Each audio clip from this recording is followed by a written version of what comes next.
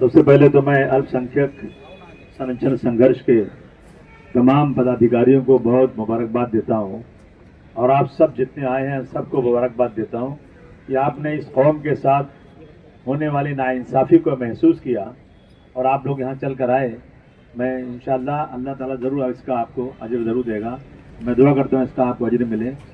जहाँ तक ये सवाल है कि हमारी आवाज़ साबिक साहब ने कहा कि हमारी आवाज़ उठाने वाला कोई नहीं, ये गलत बात है।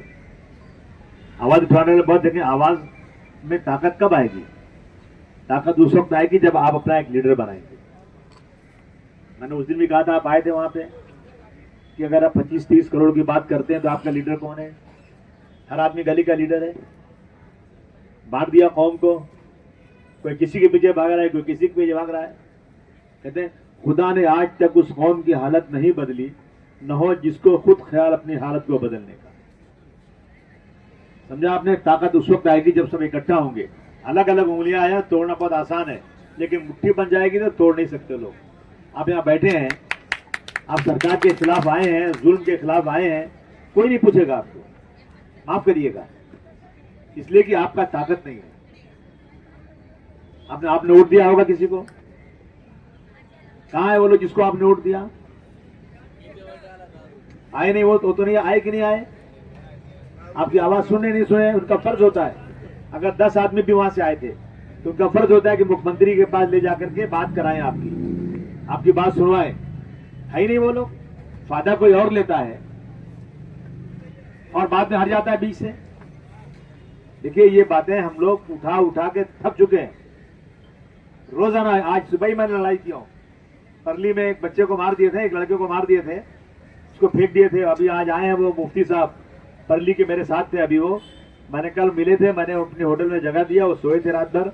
मैं सुबह लिया, मैं उनको लेकर मैं सुबह गया, मैं असेंबली में, वो जो एमएलए वहां के हैं, क्या नाम का है, करण मुंडे से मैं मिला। मैंने कहा क्या किया आपने? उन्होंने कहा आसिम भाई आप पता लगा लीजिए। मैं उनके घर गया था, मैंने उनको 1 लाख रुपए दिए, मैंने हर महीने 25,000 देने का वादा किया है। मैं लड़ाई लड़ रहा हूँ, सुनिए ना। नहीं, उन्होंने जो कहा तो मैं मुफ्ती साहब से मैंने बात किया, लेकिन ये नहीं चलेगा। और ये जो है ना, कानून तो है देश में, मर्डर के लिए कानून है,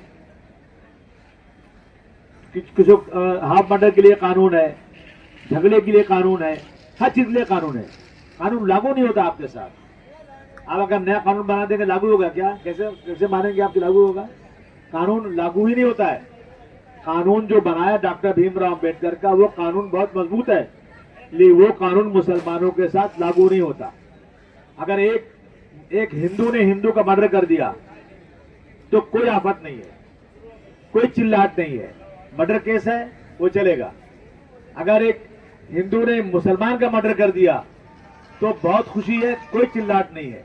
लेकिन अगर एक मुसलमान ने हिंदू का मर्डर कर दिया तो पूरे राज्य में आफत मच जाती है और जो है उसमें उसका घर गिरा दिया जाता है, उसको जेल हो जाती है, उसके लाके उसको मारा जाता है, परेशान किया जाता है। ये लॉ नहीं है। कानून तो सबके लिए एक तरह का है, चाहे हिंदू हो या मुसलमान हो, सिख हो या ईसाई हो, सबके लिए कानून में एक तरह का है। लेकिन कानून के जो लोग रखवाले हैं वो मुसलमानों के साथ कानून को अलग तरीके से देखते हैं। और ये हो गया है।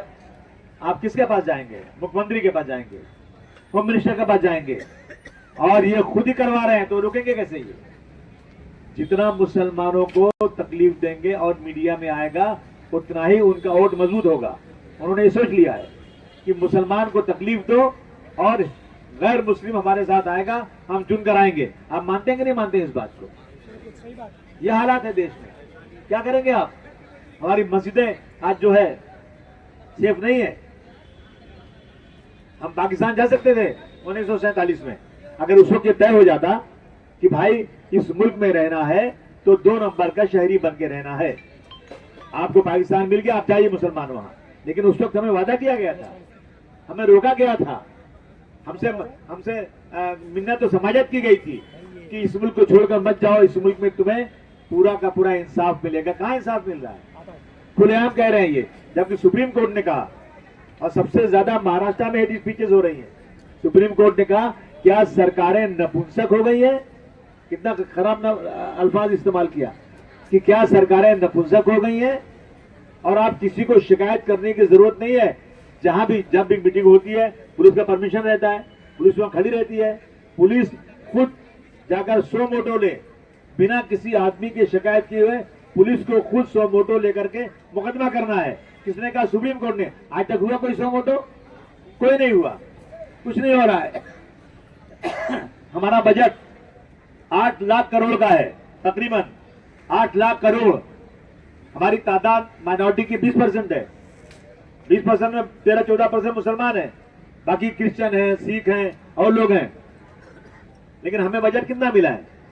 बजट मिला हमको 740 करोड़। 20% को 740 करोड़।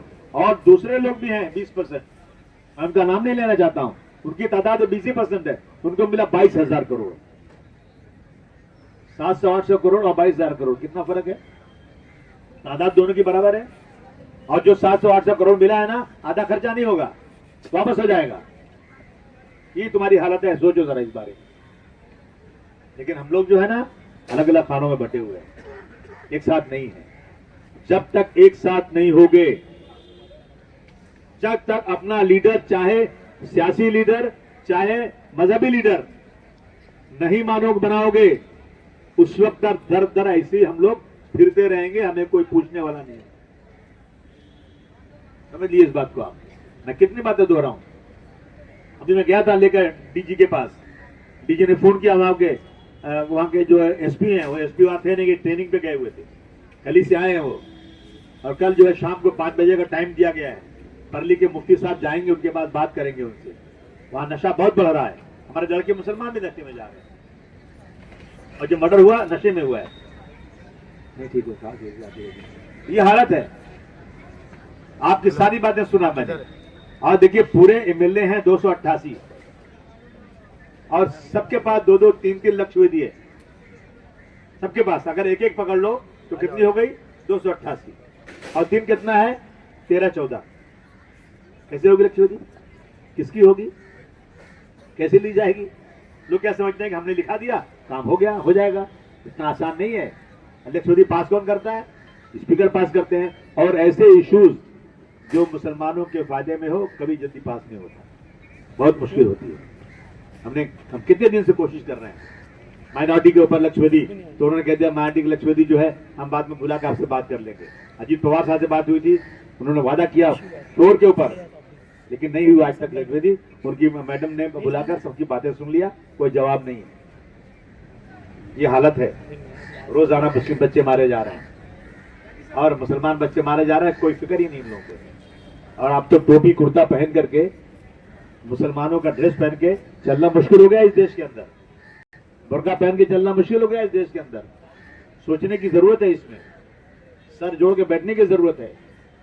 और कुछ लोग जो है ना, मुसलमानों का नाम उछाल उछाल करके बीजेपी को मजबूत कर रहे हैं, और बीजेपी इसमें मजबूत होती जा रही है। जरा इसमें सोचिए और अपने अपने अपने अपने एरिया में कम से कम इकट्ठा होकर के अपनी आवाज बुलंद कीजिए।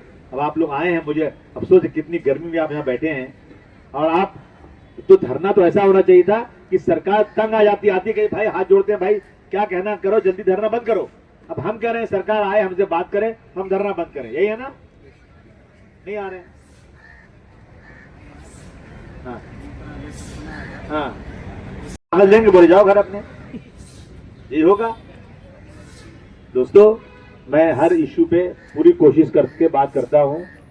आवाज जाती है और हम उस आवाज को अखबार में छपवा देते हैं, उस अखबार को वायरल कर देते हैं, तालियां बजवा लेते हैं, लेकिन इसका फायदा कुछ नहीं होता, सिर्फ प्रचार होता है।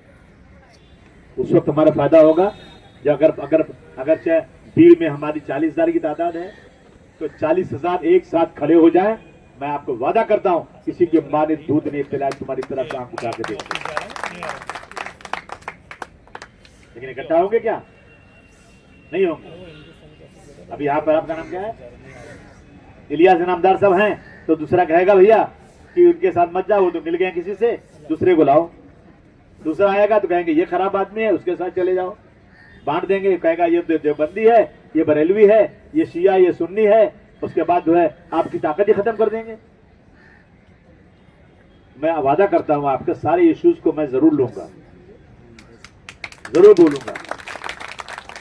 मैं पिछले 2 महीने से रसूलुल्लाह के खिलाफ जो बयानबाजी करते हैं गलीज लोग, जो दीन और इस्लाम के खिलाफ गलत बोलते हैं, उसका मैंने प्राइवेट मेंबर बिल डाला हुआ है।